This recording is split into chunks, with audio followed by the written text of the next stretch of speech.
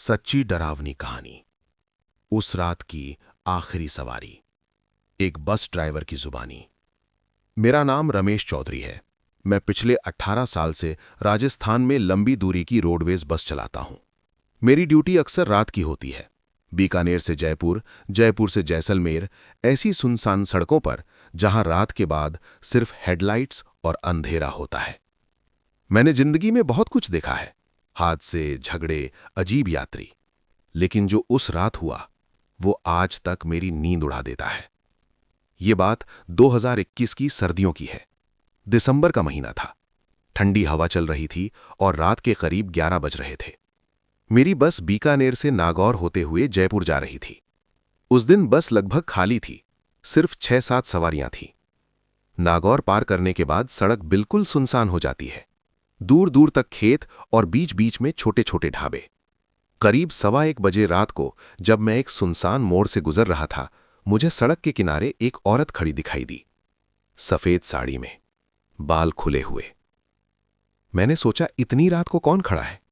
पहले तो नजरअंदाज किया, लेकिन जैसे ही बस उसके पास पहुंची उसने हाथ देकर इशारा किया। मेरे कंडक्टर ने कहा, भाई साहब मत रोको, कुछ ठीक नहीं लग रहा। लेकिन इंसानियत के नाते मैंने बस रोक दी। दरवाजा खुला और वो औरत धीरे धीरे चढ़ी। जैसे ही वो अंदर आई, बस के अंदर अचानक ठंड बढ़ गई। सच कहूं तो ऐसा लगा जैसे एसी फुल कर दिया हो, जबकि बस में एसी था ही नहीं। वो बिना कुछ बोले पीछे वाली आखिरी सीट पर जाकर बैठ गई। मैंने शीशे में पीछे देखा, उसका चेहरा साफ नहीं दिख रहा था। बाल उसके चेहरे को ढक रहे थे। 10-15 मिनट बाद मैंने कंडक्टर से कहा, टिकट बना दो उसका। कंडक्टर पीछे गया और अचानक चीख पड़ा, भाई साहब पीछे कोई नहीं है। मैंने सोचा मजाक कर रहा है। मैंने बस साइड में रोकी, खुद उतरकर पीछे गया। आखिरी सीट खाली थी, लेकिन सीट गीली थी, जैसे कोई अभी अभी बैठा हो और उस पर मिट्टी लगी थी। मेरे हाथ कांपने लगे। तभी मुझे याद आया, 2 साल पहले इसी मोड़ पर एक औरत का एक्सीडेंट हुआ था। रात में बस से गिरकर उसकी मौत हो गई थी। मैंने तुरंत बस स्टार्ट की और वहां से निकल गया। लेकिन कहानी यहीं खत्म नहीं हुई। करीब 2 बजे जब हम अगले टोल नाके पर पहुंचे, टोल वाले ने मुझसे पूछा, आज फिर वो सफेद साड़ी वाली बैठी थी क्या? मेरे पैरों तले जमीन खिसक गई। मैंने पूछा, तुम्हें कैसे पता? वो बोला, भाई कई ड्राइवर बता चुके हैं, हर साल दिसंबर में वो इसी रास्ते पर दिखाई देती है। जो भी बस उसे रोकती है वो अंदर बैठती है और कुछ देर बाद गायब हो जाती है। उस रात के बाद से मैंने कभी उस मोड़ पर बस नहीं रोकी। आज भी जब उस रास्ते से गुजरता हूं तो स्पीड बढ़ा देता हूं। कसम से, उस रात बस के शीशे में मुझे आखिरी बार जो दिखा था, वो औरत खिड़की के बाहर सड़क के किनारे फिर से खड़ी थी, और इस बार वो मुस्कुरा रही थी। अगर तुम चाहो तो मैं इसका पार्ट 2 भी सुना सकता हूं, क्योंकि कहानी यहीं खत्म नहीं हुई थी। उस रात की आखिरी सवारी part 2। Bus driver Ramesh Chaudhary की जुबानी। उस रात टोल नाके वाली बात सुनकर मेरे होश उड़ चुके थे, लेकिन असली डर तो अभी बाकी था। मैंने बस जयपुर तक बिना रोके चलाई। पूरी रात मेरे हाथ स्टीयरिंग पर कांपते रहे। बार बार रियर व्यू मिरर में देखता, कहीं वो फिर से पीछे तो नहीं बैठी। जयपुर पहुंचते पहुंचते सुबह के 5 बज गए थे। मैंने बस डिपो में खड़ी की और बिना किसी से बात किए सीधे चाय लेने चला गया। कंडक्टर भी चुप था। हम दोनों के बीच एक अजीब सन्नाटा था, जैसे कुछ बोलने से वो चीज फिर सामने आ जाएगी। लेकिन असली झटका तब लगा जब मैंने बस की आखिरी सीट देखी। सीट पर फिर से मिट्टी लगी हुई थी, और इस बार साफ साफ पैरों के निशान थे। नंगे पैरों के, छोटे छोटे, जैसे किसी औरत के। मेरे रोंगटे खड़े हो गए। मैंने डिपो मैनेजर को बुलाया। उसने भी निशान देखे। उसने मजाक में कहा, अरे रात को कोई मजाक कर गया होगा। लेकिन अंदर ही अंदर वो भी घबरा गया था। उस दिन मैं घर गया, लेकिन नींद नहीं आई। जैसे ही आंख लगती, वही सफेद साड़ी वाली औरत दिखाई देती। तीसरी रात फिर मेरी उसी रूट पर ड्यूटी लग गई। मैंने साफ मना कर दिया, लेकिन सरकारी नौकरी में हर बार बहाना नहीं चलता। रात 12:45। वही सुनसान मोड़ करीब आ रहा था। इस बार मैंने कसम खाई थी, बस नहीं रोकूंगा। दूर से ही मुझे कुछ सफेद सा दिखाई दिया। दिल जोर जोर से धड़कने लगा। जैसे जैसे बस करीब पहुंची वो औरत फिर खड़ी थी। इस बार उसने हाथ नहीं हिलाया, बस सीधे सड़क के बीचों बीच खड़ी थी। मैंने ब्रेक नहीं मारी, सोचा जो होगा देखा जाएगा। लेकिन अचानक बस अपने आप स्लो हो गई। एकदम से इंजन की आवाज भारी हो गई। ऐसा लगा जैसे किसी ने पीछे से पकड़ लिया हो। बस रुक गई। दरवाजा अपने आप चूं की आवाज के साथ खुल गया। कंडक्टर मेरी तरफ देखने लगा। उसकी आंखों में डर साफ था। और फिर वो अंदर आई। इस बार मैंने साफ देखा, उसका चेहरा पूरा खून से सना था, माथे पर गहरी चोट। वो सीधे मेरे पास आकर खड़ी हो गई। उसकी आवाज बहुत धीमी थी, मुझे घर छोड़ दो। मेरे हाथ स्टीयरिंग पर जम गए। मैं बोल भी नहीं पा रहा था। अचानक बस के सारे शीशे अपने आप धुंधले हो गए। अंदर बर्फ जैसी ठंड हो गई। बाकी सवारियां सो रही थीं या शायद बेहोश थीं। वो झुककर मेरे कान के पास बोली, उस रात तुमने बस नहीं रोकी थी। मेरे दिमाग में बिजली सी कौंधी। 2 साल पहले, हाँ, एक बार मैं इसी रूट पर था। एक औरत ने हाथ दिया था, लेकिन मैं जल्दी में था। मैंने बस नहीं रोकी। कुछ किलोमीटर आगे एक्सीडेंट की खबर मिली थी। क्या वो वही थी? मेरे आंखों के सामने अंधेरा छाने लगा। तभी अचानक पीछे से एक ट्रक का जोरदार हॉर्न बजा। मैं चौंक गया। बस अचानक स्टार्ट हो गई, दरवाजा बंद हो गया और वो गायब। मैंने गाड़ी तेज भगाई। उस दिन के बाद मैंने ट्रांसफर ले लिया। आज मैं दिन में बस चलाता हूं, लेकिन सच्चाई ये है, कभी कभी रात को 1:15 पर मेरे फोन पर एक अनजान नंबर से कॉल आती है। जब उठाता हूं तो दूसरी तरफ सिर्फ एक धीमी आवाज सुनाई देती है, मुझे घर छोड़ दो, और कॉल कट जाती है। अगर तुम चाहो तो मैं पार्ट 3, अंतिम और सबसे डरावना हिस्सा भी सुना सकता हूं। उस रात की आखिरी सवारी, अंतिम भाग। बस ड्राइवर रमेश चौधरी की जुबानी। मैंने सोचा था ट्रांसफर लेने के बाद सब खत्म हो जाएगा, लेकिन कुछ चीजें जगह बदलने से खत्म नहीं होती। अब मैं जोधपुर रूट पर दिन में बस चलाता था। रात की ड्यूटी पूरी तरह छोड़ दी थी। सबको लगा मैं डर गया हूं, लेकिन सच तो यह था कि मैं उस आवाज से भाग रहा था। हर रात ठीक 1:15 पर मेरा फोन बजता। अनजान नंबर। मैंने कई बार सिम बदल दी, फोन बदल दिया, लेकिन कॉल आना बंद नहीं हुआ। एक रात हिम्मत करके मैंने कॉल रिकॉर्ड करने का फैसला किया। 1:15, फोन बजा। मैंने रिकॉर्डिंग ऑन की और कॉल उठाया। दूसरी तरफ वही ठंडी टूटी हुई आवाज, रमेश, मुझे घर छोड़ दो। पहली बार उसने मेरा नाम लिया। मेरे हाथ सुन्न हो गए। मैंने कांपती आवाज में पूछा, तुम कौन हो? कुछ सेकंड सन्नाटा, फिर हल्की सी हंसी, जिसे तुमने उस रात छोड़ दिया था। Call cut. अगले दिन मैं सीधा नागौर के उस पुराने मोड़ पर गया। दिन का उजाला था, फिर भी अजीब सन्नाटा था। वहां पास ही एक छोटा सा मंदिर था। मैंने पंडित जी से पूछा, यहां 2 साल पहले कोई हादसा हुआ था क्या? उन्होंने मेरी तरफ गौर से देखा और बोले, हां बेटा, एक औरत थी, अपने मायके से लौट रही थी। रात में बस का इंतजार कर रही थी। कहीं गाड़ियां नहीं रुकी। फिर एक तेज ट्रक ने टक्कर मार दी। मेरी सांस अटक गई। नाम क्या था उसका? पंडित जी बोले, सविता। उस नाम के साथ ही मेरे कानों में वही आवाज गूंज उठी। मैं उसी रात फिर वहां गया, अकेला। 1:10, सड़क सुनसान। 1:15, ठंडी हवा का झोंका आया और वो सामने खड़ी थी। इस बार उसका चेहरा शांत था, खून नहीं था, बस उदासी थी। मैं बस से उतरा, मेरे पैर कांप रहे थे। मैंने धीरे से कहा, माफ कर दो, उस रात मुझे रुक जाना चाहिए था। वो धीरे धीरे मेरे पास आई। उसकी आंखों में आंसू थे। मुझे बस घर पहुंचना था। मैंने पूछा, घर कहाँ है? उसने सामने खेतों की तरफ इशारा किया। मैं उसके पीछे पीछे चला। करीब 200 मीटर अंदर एक टूटा हुआ कच्चा घर था। वो दरवाजे पर रुकी और मेरी तरफ देखकर हल्का सा मुस्कुराई। अब मैं पहुंच गई। इतना कहकर वो धुंध की तरह हवा में घुल गई। उस पल मुझे पहली बार डर नहीं लगा, बस दिल भारी हो गया। उस रात के बाद 1:15 वाली कॉल कभी नहीं आई। मैं आज भी बस चलाता हूं, लेकिन जब भी किसी सुनसान सड़क पर कोई हाथ देता है, मैं बस जरूर रोकता हूं, क्योंकि कभी कभी एक छोटी सी देर किसी की पूरी जिंदगी बदल देती है। कहानी खत्म। अगर तुम चाहो तो मैं अगली बार एक और सच्ची ट्रक ड्राइवर की कहानी सुना सकता हूं, जो इससे भी ज्यादा डरावनी है। उस रात की आखिरी सवारी पार्ट 4, जो मैंने किसी को नहीं बताया। रमेश चौधरी की जुबानी। मैंने सबको यही बताया कि उस रात के बाद सब ठीक हो गया, कॉल आना बंद हो गई और सविता की आत्मा को शांति मिल गई। लेकिन सच्चाई कुछ और है। उस रात जब वो घर पहुंच गई, मैं वापस बस की तरफ लौटा। घड़ी में 1:32 हो रहे थे। मैंने इंजन स्टार्ट किया, लेकिन बस स्टार्ट नहीं हुई। 3 बार कोशिश की। चौथी बार इंजन अपने आप चालू हो गया। लेकिन बस के अंदर कोई बैठा हुआ था। ड्राइवर सीट पर बैठते ही मैंने रियर व्यू मिरर में देखा। आखिरी सीट पर एक साया, सफेद साड़ी, सिर झुका हुआ। मैं जम गया। मैंने धीरे से कहा, तुम तो घर पहुंच गई थी। धीरे धीरे उसने सिर उठाया। चेहरा इस बार शांत नहीं था।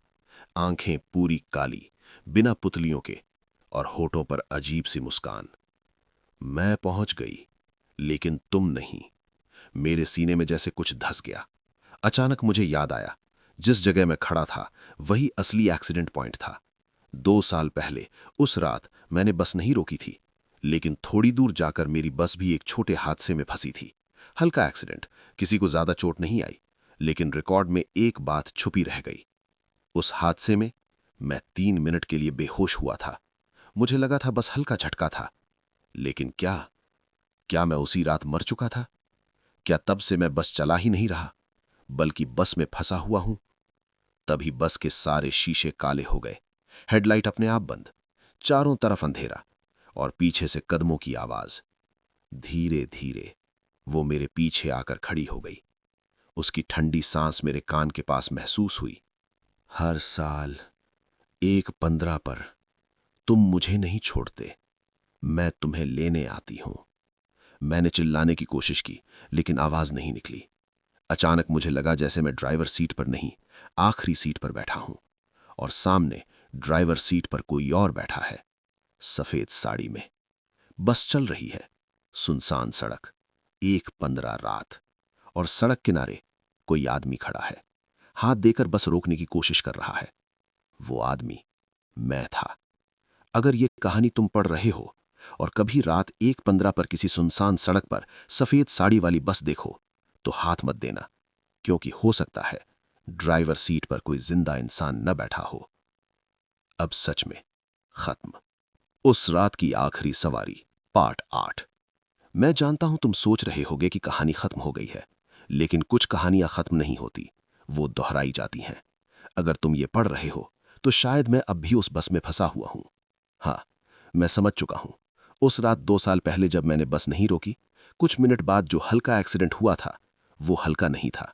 बस खाई के किनारे फिसली थी, कांच टूटा था, और मेरे सिर पर गहरी चोट लगी थी। लोगों ने कहा ड्राइवर बच गया, लेकिन सच ये है, शायद मैं उसी पल मर गया था।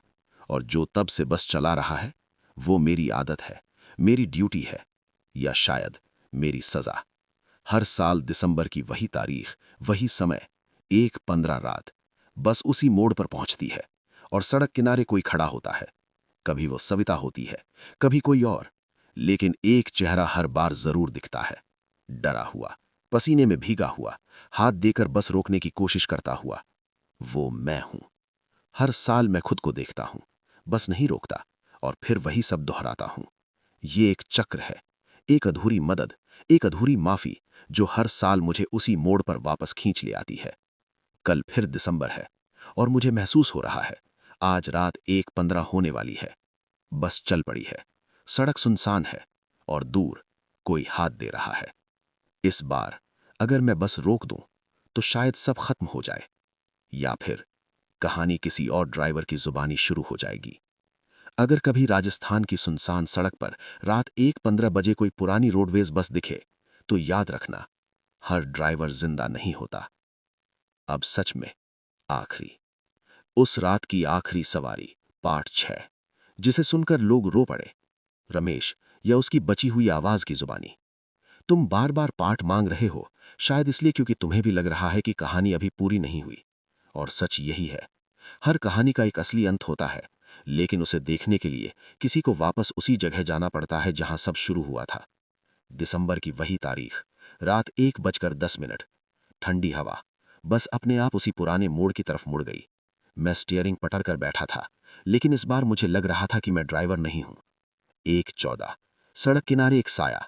1:15, इस बार वो सविता नहीं थी। वो एक छोटा लड़का था, करीब 11-12 साल का, स्कूल बैग पीठ पर, ठंड से कांपता हुआ। वो हाथ देकर बस रोक रहा था। मेरे अंदर कुछ टूट गया। मुझे याद आया, उस रात सविता भी ऐसे ही हाथ दे रही थी। अगर मैं रुक जाता तो शायद वो जिंदा होती। बस अपने आप आगे बढ़ रही थी, लेकिन इस बार मैंने पूरी ताकत से ब्रेक दबा दी। पहली बार बस सच में रुकी। दरवाजा खुला, लड़का अंदर आया। उसने मुझे देखा। उसकी आंखों में डर नहीं था। वो बोला, अंकल, देर हो गई, पापा लेने नहीं आए। मेरी आंखों में आंसू आ गए। मैंने बस मोड़ी, उसे उसके घर तक छोड़ा। घर के बाहर उसके पापा खड़े थे, परेशान। उन्होंने मुझे धन्यवाद कहा। जैसे ही लड़का दरवाजे के अंदर गया, अचानक मेरे चारों तरफ रोशनी फैल गई। बस गायब, सड़क गायब। मैं उसी पुराने मंदिर के सामने खड़ा था। पंडित जी सामने खड़े थे। उन्होंने मुझे देखा और धीरे से बोले, अब तुम्हारी ड्यूटी खत्म हुई बेटा। मेरे सीने से जैसे कोई भारी बोझ उतर गया। दूर खेतों के पास सफेद साड़ी में सविता खड़ी थी। इस बार मुस्कुरा रही थी और धीरे धीरे सुबह की धूप में घुल गई। कहानी का असली अंत डर नहीं है। डर तब खत्म होता है जब हम वो गलती सुधार देते हैं जो कभी हमें सताती है। उस रात 1:15 पर पहली बार बस रुकी थी और उसी पल एक भटकी हुई आत्मा को शांति मिल गई। अब अगर तुम पाठ मांगोगे तो शायद कहानी किसी और की होगी, क्योंकि रमेश चौधरी की ड्यूटी सच में खत्म हो चुकी है। उस रात की आखिरी सवारी, पार्ट 7, सच जो रिकॉर्ड में कभी नहीं आया। डिपो की एक पुराने मैकेनिक की जुबानी। मेरा नाम श्यामलाल है। मैं उसी डिपो में मैकेनिक था जहां रमेश अपनी बस खड़ी करता था। सब लोग कहते थे कि रमेश की कहानी खत्म हो गई, उसे शांति मिल गई। लेकिन मैं वो आदमी हूं जिसने आखिरी बार उस बस को देखा था। उस रात के बाद जब रमेश ड्यूटी पर नहीं लौटा, हमें उसकी बस खेतों के पास खड़ी मिली। इंजन ठंडा, दरवाजा खुला, अंदर कोई नहीं, लेकिन ड्राइवर सीट पर स्टीयरिंग को कसकर पकड़ने के निशान थे, जैसे किसी ने आखिरी सांस तक उसे नहीं छोड़ा हो। और आखिरी सीट पर एक छोटा सा स्कूल बैग पड़ा था। हम सब चौंक गए। पास के गांव में पूछताछ की। उस रात कोई बच्चा गायब नहीं था, कोई बस वहां से गुजरी ही नहीं थी। सब रिकॉर्ड चेक किए गए। उस तारीख और समय पर रमेश की बस डिपो से निकली ही नहीं थी, लेकिन ओडोमीटर में 47 किलोमीटर ज्यादा चलने का हिसाब था। अब हर साल दिसंबर की उसी तारीख को डिपो की सीसीटीवी कैमरे 1:15 पर 2 मिनट के लिए बंद हो जाते हैं और पार्किंग में खड़ी पुरानी बस अपने आप हेडलाइट ऑन कर देती है। गार्ड कसम खाकर कहते हैं, उन्होंने उस बस को बिना ड्राइवर के धीरे धीरे आगे बढ़ते देखा है और सड़क की तरफ जाते हुए, जैसे किसी को लेने। अगर कभी राजस्थान की किसी पुरानी रोडवेज डिपो में जाओ और कोई जंग लगी बस दिखे जिसकी हेडलाइट आधी रात को अपने आप जल उठती है, तो पास मत जाना, क्योंकि कुछ ड्यूटी कभी खत्म नहीं होती। कुछ ड्राइवर आखिरी सवारी का इंतजार करते रहते हैं। अब सच में कहानी यहीं बंद हो जाती है, या फिर हर दिसंबर 1:15 पर फिर से शुरू होती है। ठीक है, अब शुरू होता है उस रात की आखिरी सवारी, पार्ट 8, सबसे लंबा और सबसे डरावना अध्याय। ये हिस्सा पहले के सभी हिस्सों के बाद की घटना है। कहानी यहीं से और गहरी और भयावह हो जाती है। प्रस्तावना: रिकॉर्ड जो कभी सार्वजनिक नहीं हुआ।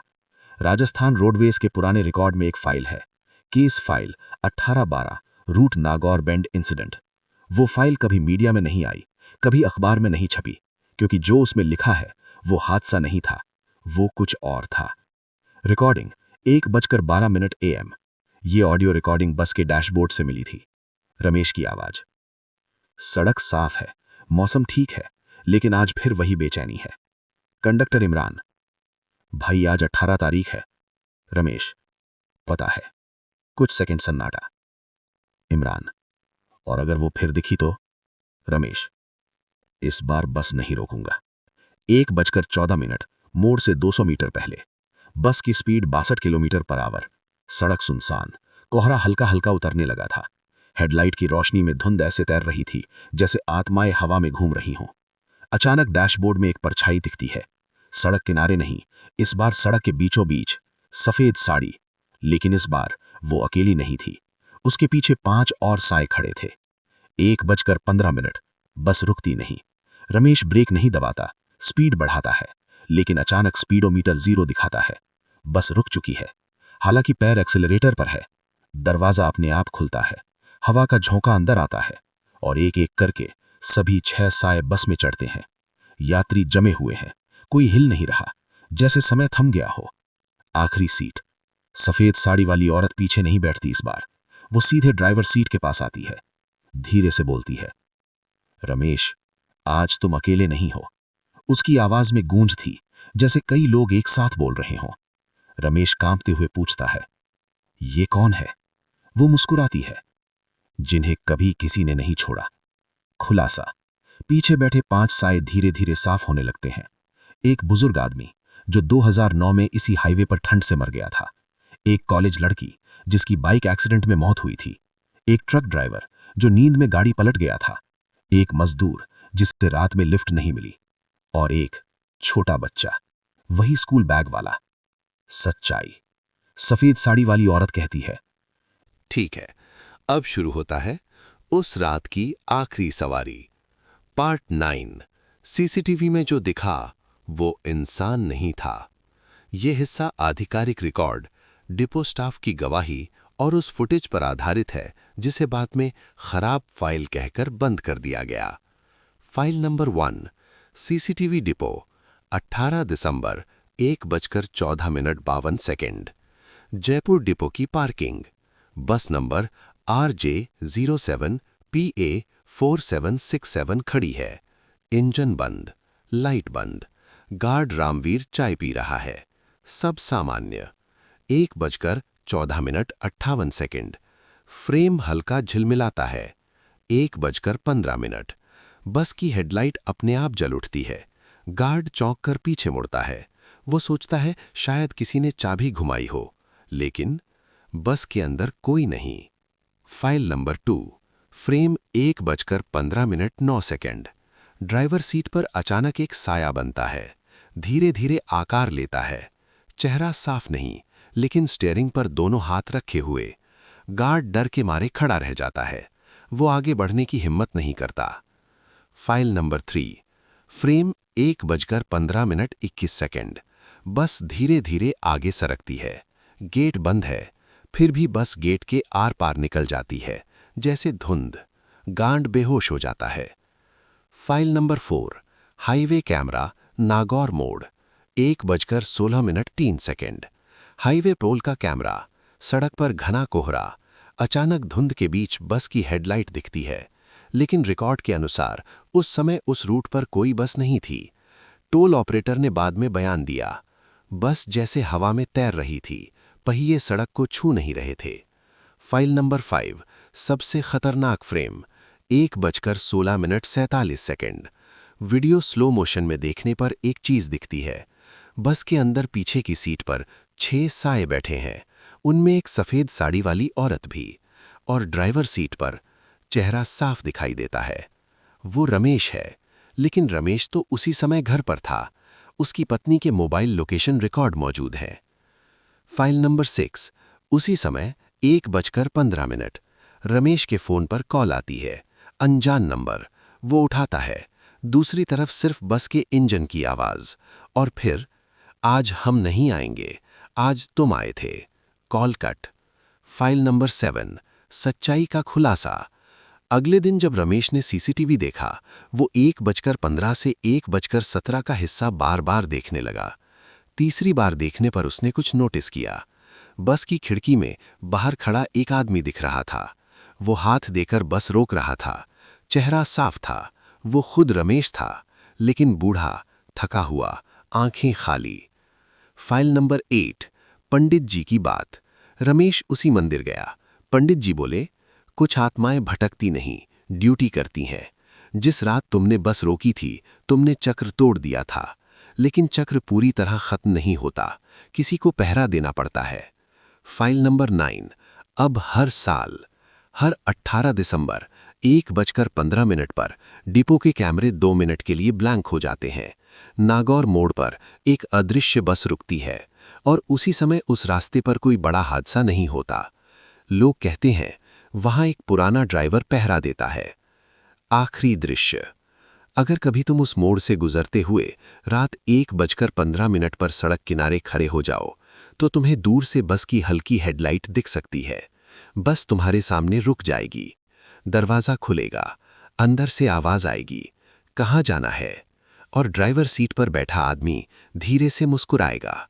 वो इंसान होगा, लेकिन पूरी तरह जिंदा नहीं।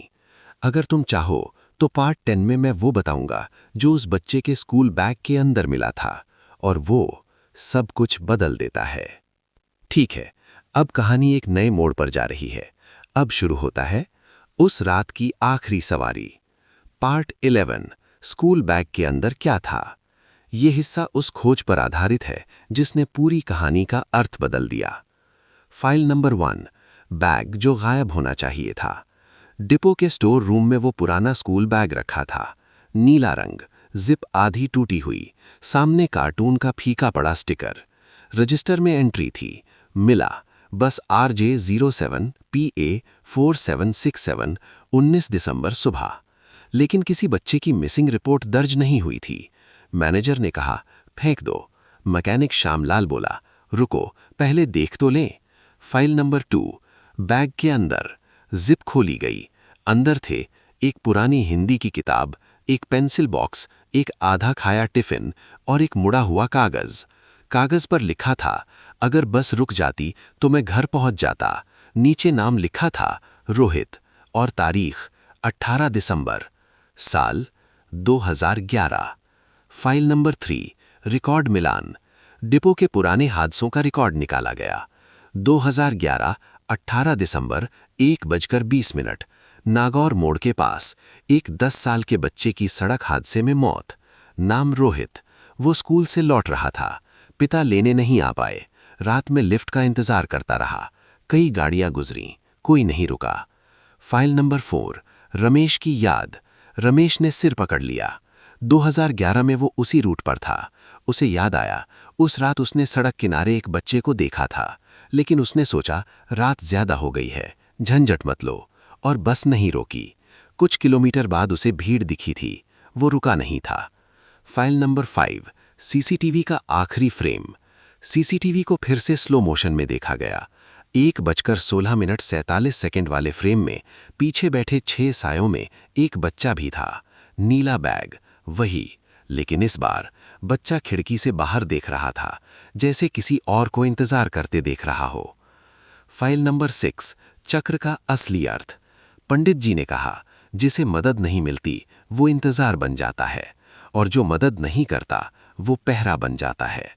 सफेद साड़ी वाली सविता, रोहित और बाकी सब वो भटकती आत्माएं नहीं थीं, वो अधूरे पल थे। फाइल नंबर 7, उसी रात 1:15। रमेश ने तय किया वो खुद उस मोड़ पर जाएगा। इस बार बस लेकर नहीं, पैदल। 1:14, सड़क खाली। 1:15, कोहरा घना। अचानक दूर से बच्चों की हंसी की आवाज, फिर एक बस की हल्की हेडलाइट। बस सामने आकर रुकती है, दरवाजा खुलता है, अंदर 6 साए, और ड्राइवर सीट पर कोई और नहीं, रोहित।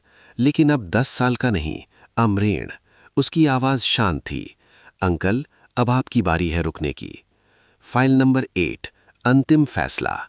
बस के सामने सड़क पर एक आदमी खड़ा था, हाथ देकर इशारा करता हुआ। वो रमेश था, लेकिन जिंदा। उसके पीछे तेज ट्रक आ रहा था। रोहित ने पूछा, रोकेंगे? रमेश ने बिना सोचे ब्रेक दबा दी। बस रुक गई। ट्रक निकल गया।